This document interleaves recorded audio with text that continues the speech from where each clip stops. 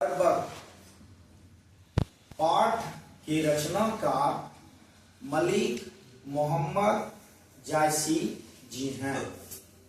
मलिक मोहम्मद जायसी सूफी कवि हैं। जायसी जी को प्रेम का पीर कवि भी कहते हैं। मलिक मोहम्मद जायसी जी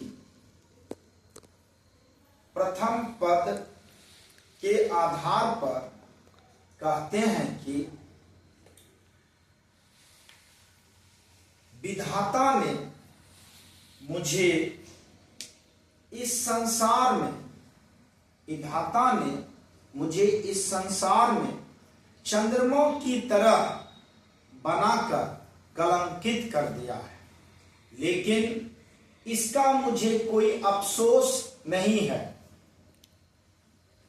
मैं ग्रह नक्षत्र के बीच शुक्र की भांति चमकता रहता हूं। मलिक मोहम्मद जायसी जी कहते हैं, मेरा एक आंख ही दर्पण के समान है।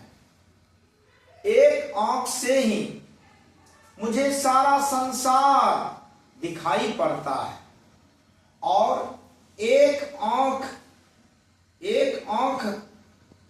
नहीं होने के बावजूद मैंने काव्य की रचना की और जिसने उस काव्य को सुना उसने प्रेम की पीड़ा का अनुभव किया।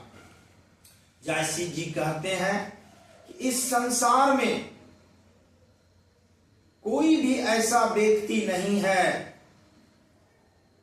जिसमें सिर्फ गुण ही गुण है, उसमें अवगुण भी समाया हुआ है। अवगुण के कारण ही गुण महत्वपूर्ण हो जाता है। जायसी जी कहते हैं, जब तक आम में नुकीली डाब नहीं होता तब तक उसमें सुगंध नहीं बसता। समुद्र का पानी में अगर खारेपन का दोष नहीं हुआ होता तो अगम्य और अपार नहीं होता।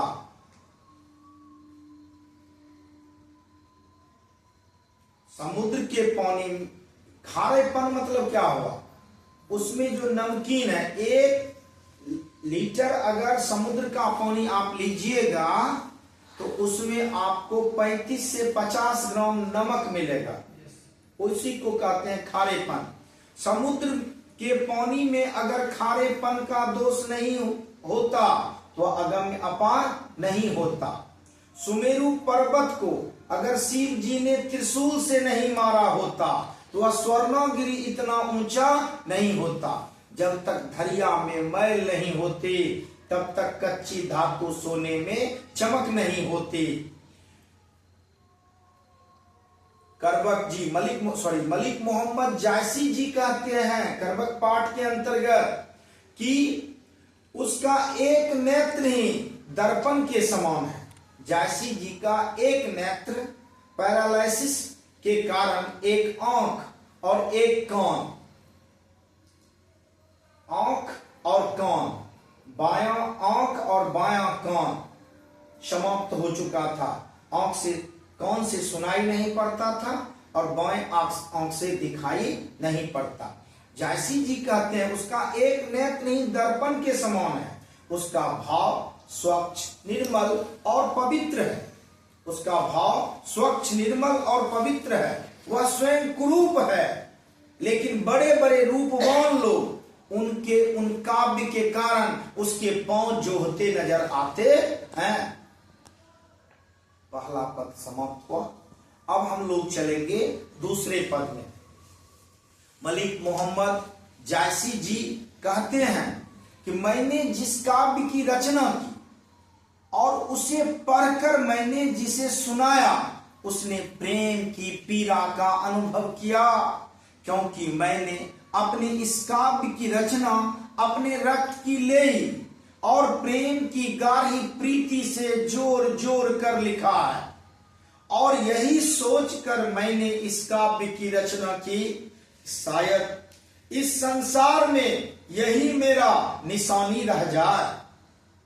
अतः इस संसार में जो व्यक्ति आया है उसे जाना है, इस संसार को मर्त्यलोक कहा जाता है कि जिसका जन्म हुआ है उसकी मृत्यु निश्चित है। कहता है कि कहां है वह रत्नसेन जो कभी राजा हुआ करते थे, अब इस संसार में नहीं है। कहां है वह सुग्गा जो बुद्धि लेकर पैदा हुआ था। कहां है अलाउद्दीन सुल्तान, कहां है राघव चेतन जिसने पद्मिनी शाह का बखान किया था। कहां है सुंदरी रानी पद्मावती, अब इस संसार में कोई नहीं है। हाँ, उनकी यश रूपी कहानी अवश्य की अवश्य बची हुई है। मलिक मोहम्मद जायसी कहते हैं, धनी पुरुष जस की रति जासू, फूल मरे पे मरे न बासु। जिस प्रकार फूल के पौधे से फूल झड़कर नष्ट हो जाता है लेकिन उसकी सुगंध बची की बची रह जाती है, ठीक उसी प्रकार जायसी जी कहते हैं कि एक दिन मैं भी इस संसार में नहीं रहूंगा,